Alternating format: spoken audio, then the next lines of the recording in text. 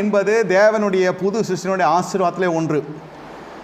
யார் வேணா திருமணம் செய்யலாம், ஆனால் ராகாப் திருமணம் செய்ய முடியாது. 1000 ஆண்களை பார்த்த பெண்மணி அது.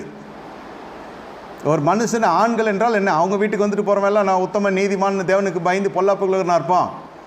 முதல்ல துரோகியாக இருப்பான், பொய்யனாக இருப்பான். ஏன்னா கட்டின மனைவிக்கு துரோகம் பண்ணுறது அவங்க வீட்டுக்கு வருவான். ஏறத்தாழ பார்த்த ஆண்களிலே 2 பேர் தான் உத்தமர்கள், நீதிமான்கள், அபிஷேகம் பண்ணப்பட்ட இந்த ஊழியக்காரர்கள். மற்ற எல்லாம் இவருக்கு வாடிக்கையாளர்கள். அப்படி இருக்கிற பட்சத்தில் அந்த பெண்மணி திருமணத்துக்கு சம்மதிக்கிறது என்பது மிகப்பெரிய காரியம். எப்பவுமே இந்த குற்றவாளிகளுக்கு நிறைய அறிவு இருக்கும், சமூக அறிவு இருக்கும். ஜெயிச்சு வந்தவனுக்கு கொஞ்சம் அறிவு தான் இருக்கும் வாழ்க்கையில், தோத்தவங்களுக்கு நிறைய அறிவு இருக்கும். ஆகையால் இதோடைய அறிவு, இதோடைய அனுபவம், இதோடைய பின்னணி, இதோடைய முன்னணி எல்லாத்தையும் யோசித்து பார்த்தா நான் அப்படியே தனியாக இருந்துடுறேன்னு சொல்லியிருக்கலாம். ஆனால் இந்த இடத்துல அது அனுமதிக்கப்படலை.